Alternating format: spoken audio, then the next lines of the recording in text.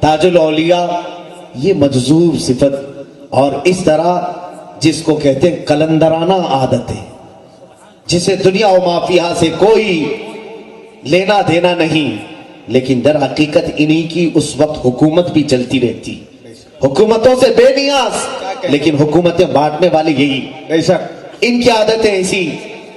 ایک صاحب مدراس سے آئے اور غریب تھے، تاج الاولیاء کے پاس، میں نے پڑھا کافی پہلے ہی، آ کر کے کہا کہ حضور حج پہ جانا ہے، آپ کے پاس بڑے بڑے سیٹ لوگ آتے ہیں، راجے مہاراجے آتے ہیں، کسی سے پیسے دلواؤ اور مجھے حج کروا دو۔ بہت سارے لوگ نظر و نیاز دیتے ہیں، وہ اتنی ساری نظریں آپ بانٹ دیتے ہیں، میرے حج کے پیسوں کا انتظام کر دو۔ مرید دیوانے ہوتے ہیں جو حقیقت میں ہوتے ہیں، پکڑ لیا۔ بابا نے کہا ٹھیک ہے رہ جاؤ، یہیں پر رہو۔ کئی دن گزر گئے، کئی نذرانے بھی آئے، اور جب جب نذرانے آئے پورے آپ بانٹ دیں۔ وہ صاحب کہتے ہیں میں دیکھتا رہا، موٹے موٹے پیسے والے سارے چیزیں آئے، سب غربا مساکین میں بانٹ دیتے، میرے ایک کا حج کرا دے تو بابا کو کیا ہوگا، کیا کمی ہوگی۔ حج کا مہینہ آ گیا، بلکہ فرماتے ہیں وہ صاحب فرماتے حج کا مہینہ شروع ہوا، سارے حاجی جا چکے تھے، اب حج کے دن بھی شروع ہوئے، میں تو مایوس ہوا اب کیا پہنچائیں۔ لیکن جو کلندر کا کلندر ہوتا ہے وہ یقین ان کلندروں پر رکھتا بھی ہے۔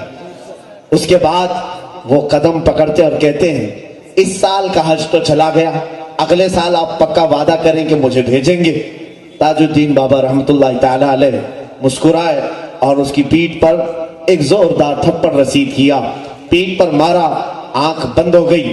فرماتے ہیں ایک نیم کے درخت کے نیچے میں بیٹھا تھا، اچانک میں دیکھتا ہوں کہ میں عرفات کے میدان میں پہنچا ہوں، عرفات کے میدان میں پہنچا ہوں، سارے حاجی احرام میں ہیں، میں احرام کے حالت میں ہوں، حج کے ارکان میں ادا کر رہا ہوں، تلبیہ پڑھا، کنکریاں مارا، طواف کیا، اور پھر میں نے جو ارکان حج تھے پورے ادا کیا، یہاں تک کہ سارے حاجی واپس آنے لگے۔ اس میں پتہ نہیں کتنا عرصہ بیت گیا، دل بھر کر کے میں نے طواف کعبہ کیا، دل بھر کر کے زمزم پیا، ساری چیزیں کیا، اور اس کے بعد زمانہ بیتنے لگا۔